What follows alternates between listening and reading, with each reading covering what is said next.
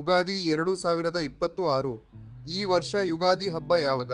ಈ ದಿನ ಏನು ಮಾಡಬೇಕು ಮತ್ತು ಏನು ಮಾಡಬಾರದು? ಹಿಂದೂ ಧರ್ಮದ ನಂಬಿಕೆಯಂತೆ ಯುಗಾದಿಯು ಸೃಷ್ಟಿಯ ಆರಂಭದ ದಿನ ಹಾಗೂ ಹೊಸ ವರ್ಷದ ಮುನ್ನುಡಿ. ಈ ಬಾರಿ ಅಂದರೆ 2026ರಲ್ಲಿ ಯುಗಾದಿ ಹಬ್ಬವನ್ನು ಮಾರ್ಚ್ 19 ಗುರುವಾರದಂದು ಆಚರಿಸಲಾಗುತ್ತಿದೆ. ಕರ್ನಾಟಕ ಮತ್ತು ಆಂಧ್ರಪ್ರದೇಶದ ಬಹುತೇಕ ಭಾಗಗಳಲ್ಲಿ ಚಾಂದ್ರಮಾನ ಯುಗಾದಿಯನ್ನು ಅತ್ಯಂತ ಸಡಗರದಿಂದ ಆಚರಿಸಲಾಗುತ್ತದೆ. ಅಂದು ಮುಂಜಾನೆಯ ಶುಭ ಮುಹೂರ್ತಗಳಾದ ಬೆಳಿಗ್ಗೆ 5 ಗಂಟೆಗೆ ರಿಂದ 7 ಗಂಟೆ 30 ನಿಮಿಷ ಅಥವಾ 9 ಗಂಟೆಗೆ ರಿಂದ 11 ಗಂಟೆ 30 ನಿಮಿಷರ ಅವಧಿಯಲ್ಲಿ ದೈವಿಕ ಆರಾಧನೆಗೆ ಅತ್ಯಂತ ಪ್ರಶಸ್ತವಾದ ಸಮಯವಾಗಿದೆ. ಯುಗಾದಿ ಹಬ್ಬದಂದು ಏನು ಮಾಡಬೇಕು? ಈ ಶುಭ ದಿನದ ಆಚರಣೆಯು ಶಿಸ್ತು ಮತ್ತು ಭಕ್ತಿಯಿಂದ ಕೂಡಿದೆ. ಹಬ್ಬದ ಮುನ್ನಾ ದಿನವೇ ಮನೆಯನ್ನು ಗುಡಿಸಿ ಸಾರಿಸಿ ಸ್ವಚ್ಛಗೊಳಿಸುವುದು ವಾಡಿಕೆ.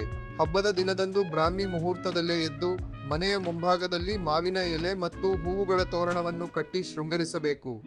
ಮೈಗೆ ಎಳ್ಳೆಣ್ಣೆಯನ್ನು ಹಚ್ಚಿ ಅರಿಶಿನ ಬೆರೆಸಿದ ಪವಿತ್ರ ನೀರಿನಲ್ಲಿ ಅಭ್ಯಂಜನ ಸ್ನಾನ ಮಾಡುವುದು ದೈಹಿಕ ಮತ್ತು ಮಾನಸಿಕ ಶುದ್ಧೀಕರಣದ ಸಂಕೇತವಾಗಿದೆ.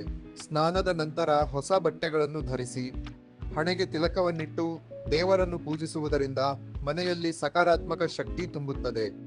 ಆಧುನಿಕ ಯುಗದಲ್ಲಿ ಮನೆಗಳನ್ನು ವಿದ್ಯುತ್ ದೀಪಗಳಿಂದ ಅಲಂಕರಿಸುತ್ತಿದ್ದರೂ ಸಾಂಪ್ರದಾಯಿಕ ರಂಗೋಲಿ ಮತ್ತು ತಳಿರು ತೋರಣಗಳ ಮೆರುಗು ಇಂದಿಗೂ ಕಡಿಮೆಯಾಗಿಲ್ಲ. ಯುಗಾದಿ ಹಬ್ಬದಂದು ಏನು ಮಾಡಬಾರದು? ಹೊಸ ವರ್ಷದ ಮೊದಲ ದಿನ ನಾವು ಮಾಡುವ ಕೆಲಸಗಳು ಇಡೀ ವರ್ಷದ ಮೇಲೆ ಪ್ರಭಾವ ಬೀರುತ್ತವೆ ಎಂಬ ಗಾಢವಾದ ನಂಬಿಕೆ ಇದೆ.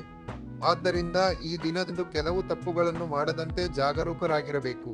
ವಿಶೇಷವಾಗಿ ಯಾರೊಂದಿಗೂ ವಾದ ವಿವಾದ ಅಥವಾ ಜಗಳಗಳಲ್ಲಿ ತೊಡಗಬಾರದು.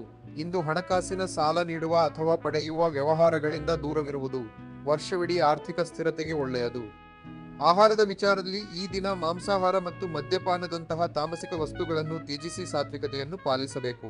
ಉಗುರು ಅಥವಾ ಕೂದಲು ಕತ್ತರಿಸುವುದು ಹಾಗೂ ಹರಿದ ಬಟ್ಟೆಗಳನ್ನು ಧರಿಸುವುದು ಈ ಪವಿತ್ರ ದಿನದಂದು ನಿಷಿದ್ಧವೆಂದು ಪರಿಗಣಿಸಲಾಗಿದೆ. ಜೀವನದ ಸುಖ ದುಃಖಗಳನ್ನು ಸಮನಾಗಿ ಸ್ವೀಕರಿಸುವ ಸಂಕೇತವಾದ ಬೇವು ಬೆಲ್ಲವನ್ನು ಸವಿಯುತ್ತಾ ಈ ಹೊಸ ವರ್ಷವನ್ನು ಸಂತೋಷದಿಂದ ಸ್ವಾಗತಿಸುವುದು ಹಬ್ಬದ ನಿಜವಾದ ಆಶಯವಾಗಿದೆ.